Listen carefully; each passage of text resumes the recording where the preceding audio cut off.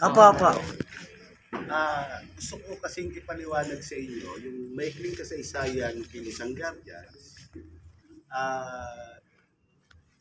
Makita ninyo kung saan yung mga kahinaan at pagkakamali natin, ano yung mga pamamaraan na ginawa at sinikap natin na maisaayos ito. Pero ganun pa man, tingin ko naman, hindi pa naman huli ang lahat. Patuloy tayong yumayabong, patuloy yung ating pagdami.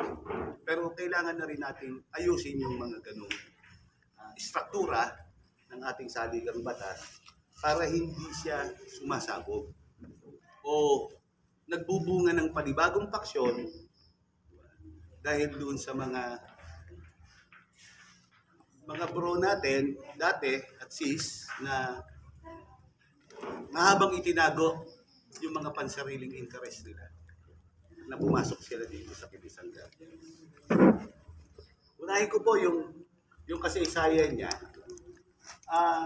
Year 2000, doon nagkaroon ng unification at doon pinanganak yung PGBI. Way back niyan, 1986,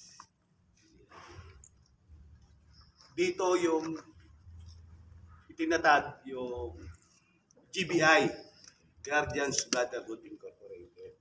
Kaya nga kung mapapansin nyo, parang 27, hindi, dapat 37. Ano nga ba? 27 nga ba? Anyway, doon ho kasi nagsimula yon yung 1986 sa GBI. 1987, itinayo yung GCFI.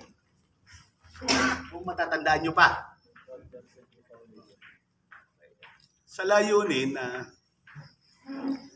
yung 86, galing pa nga ito sa Diablo Squad. Tama po ba? Ng 1970s. Na dinisban ni Pangulong Marcos sa sa pag-iimplementa ni General Ramos, dinisban siya at kinanlong ni Senator Juan Ponce Enrile bilang Minister of National Defense. Di siyempre, ang Camp Daig niya noon si Senator Gringo Lunasa. Sabihin, tinulungan nung ginawa ng legal na pangalan o nagparehistro sa Security Exchange Commission, naging GBI yung Diablo Squad. Tapos yung 87, something 87, 88, itinayo yung GCFI, yung Guardian Center Foundation Incorporated, sa layuning makatulong sa mga maliliit na kakatirang guardians dahil foundation yung itinayo. Pero instead na tumulong, ay nag-recruit din ito ng napakaraming guardians, particular yung mga civilian dati yung Diablo Squad at saka yung GBI, almost talaga pure military at kapulisan. Yun nga, ang nangyari, yung GBI at saka GCFI nagpasikatan ng kanya-kanyang recruitment, kaya naging faction siyang dalawang malaking grupo na hindi na nagkakasundo-sundo dahil nag-aaway-away sa mga posisyon at hindi na siya iisa.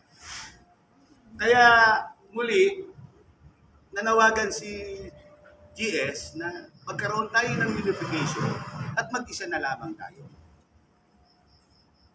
Kaya year 2000, yung unification na kung saan pinanganak yung PGBI ay galing sa dalawang malaking grupo ng guardians, GBI, GCFI. May mga 20 maliliit na paksyon din naman ang pumulog dyan. Hindi lang yung dalawang malaking grupo. Tama.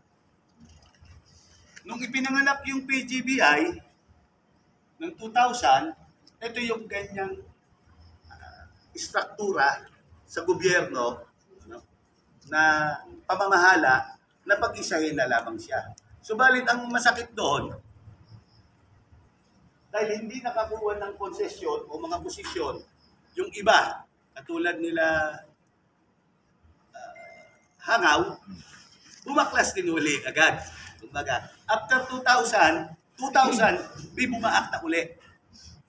Pero, ang pinakamalaki pa rin talaga, yung merge ng GCFI at saka GBI, na naging PGBI na siya. Ito po yung struktura natin noon. Ang National Assembly o National Convention, siya yung pinakamataas na organo. Nire-represent siya ng National Executive Council. Mga opisyalis ito o presidente ng mga region. Represented by region.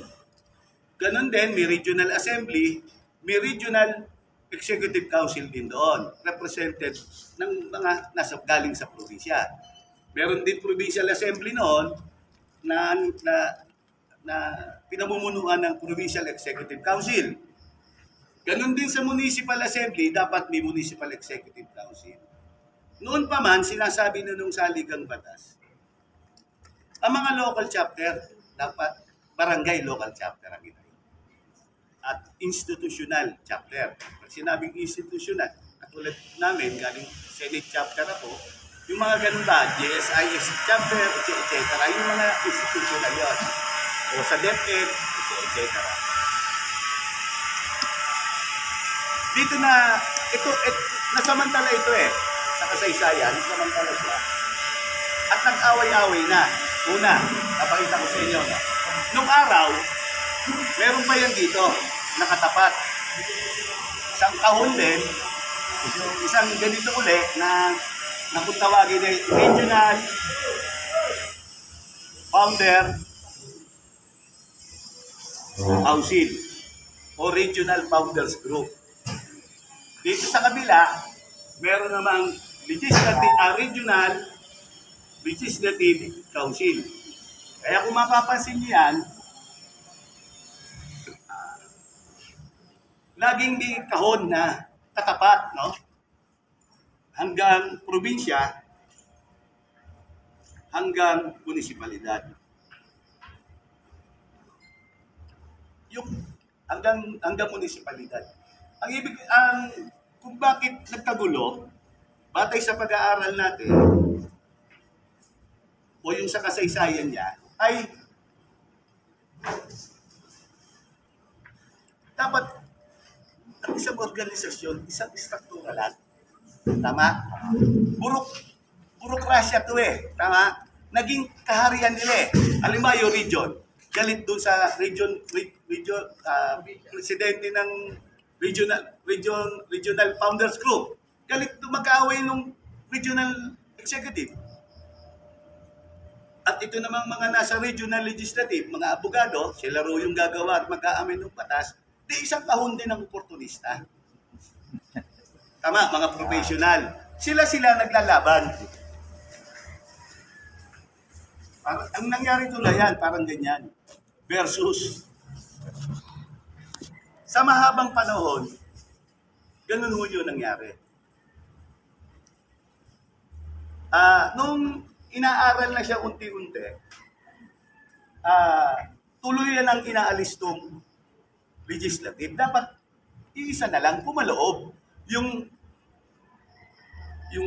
Regional Executive Council, ang ibig sabihin nun, dapat sa pag-aamin ng batas, tama, paggawa ng kung ano mapang memorandum o mga idea na iaamin natin na may kaugnayan sa batas, kaya naman trabahuhin yon ng Executive Council para hindi siya nagiging burokrasya.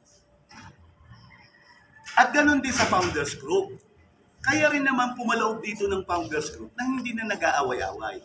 At mawala na yung napakaraming kahon at napakaraming pagpapaliwanag o hindi kaya pagpaliwanag sa simpleng miyembro lang natin. Kaya unti-unti na yan na nawawala, inalis. Kaya lang, yung naging itsura niya, may ilang mga nagpaksyon dyan, kung hindi ako nagkakamali, pero patuloy pa rin tayo nag-aaral. Ngayon, nag-amin na tayo ng CBL. Yung CBL natin sa kasalukuyan, eto na siya. Napakasimple, tama?